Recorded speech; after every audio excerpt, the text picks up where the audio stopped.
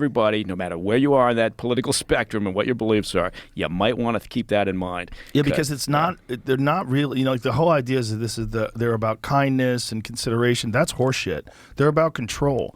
And they're using kindness and consideration and inclusiveness, all these things, as talking points to allow them to exercise control. This is an ideology. It's a cult. It really is. Yeah. It's a weird one.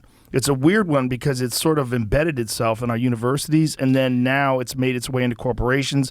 And when I see it in the military, I get very fucking concerned, because my concern is, how do we know that this shit isn't manipulated and put into there by foreign governments, by foreign intelligence agencies? I'm sure you've seen that video from, did you ever see the video from the KGB? There was a guy from the KGB in the 1980s that was talking about the plan to destroy America. Have you ever seen that video? I have, yeah. I know what you're talking about. It's a wild video. Yeah. Should we play it? Yeah. Do you know the video, Jamie? If it's still up and running. Play a little bit of this. Yeah. This is KGB defector Yuri Bezmenov's warning to America. Let's listen to some of this. Before about ideological subversion. That is a phrase that I'm afraid some Americans don't fully understand. When the Soviets use the phrase ideological subversion, what do they mean by it? Ideological subversion is the process which is legitimate, overt, and open. You can see it with your own eyes. All you have to do, all American mass media has to do, is to unplug their bananas from their ears, open up their eyes, and they can see it.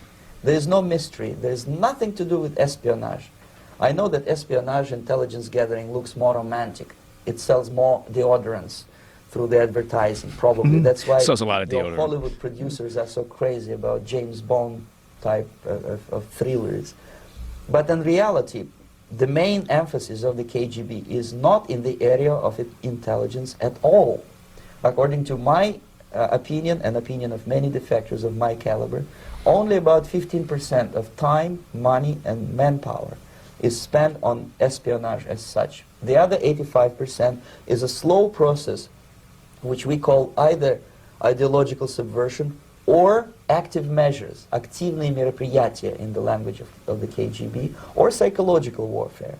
What it basically means is to change the perception of reality of every American to such an extent that despite of the abundance of information, no one is able to come to sensible conclusions in the interests of defending themselves, their families, their community, and their country.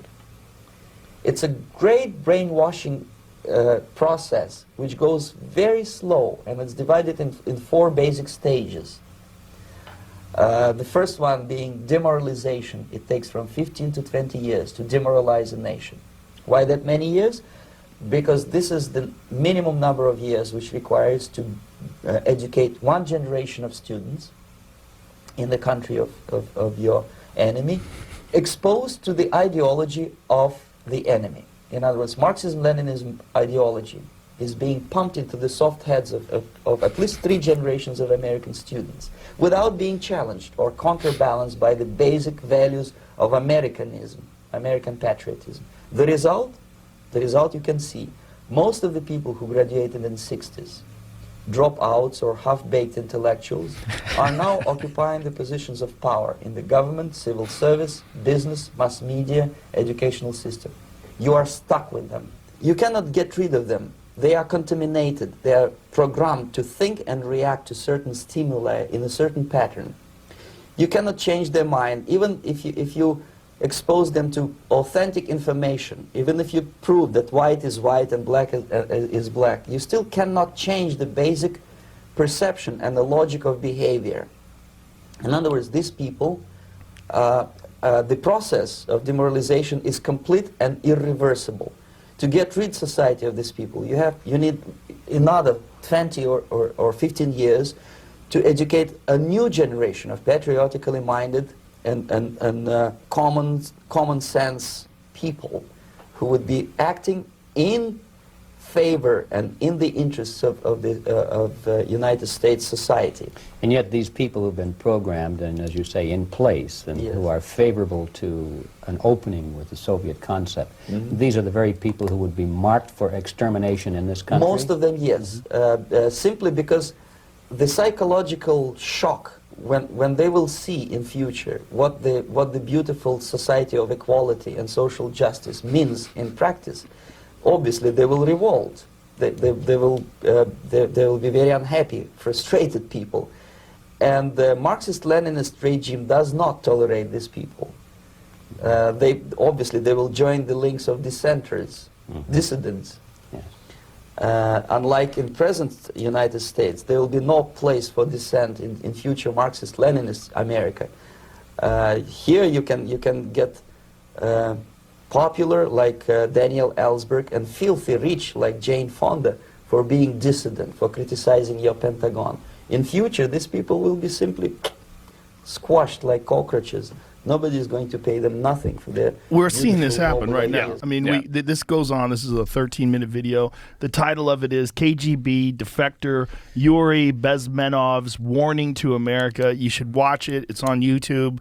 It's fucking wild, and it's so accurate. It is exactly what's happening. This guy was talking about it in the 1980s. When was it? 1990s. 29 years ago. Yeah. 2013, so... Yeah, but that's when it was posted. I don't believe it's from that. I believe it's from the 1980s. Can you scroll down and see if it says? It didn't say. That's what I was looking. Maybe in the comments, but... Bezmenov, I'm trying to think of... Yeah, I'm pretty He's, sure. See, it says 29 years ago he said it. So, yeah, what is that? What's 29 I years mean, it ago? doesn't really matter. He could be talking. He could be talking. 82? 82 if it's... Yeah. Or 84. 84. 84. Yeah, I think it's 84. He could be talking in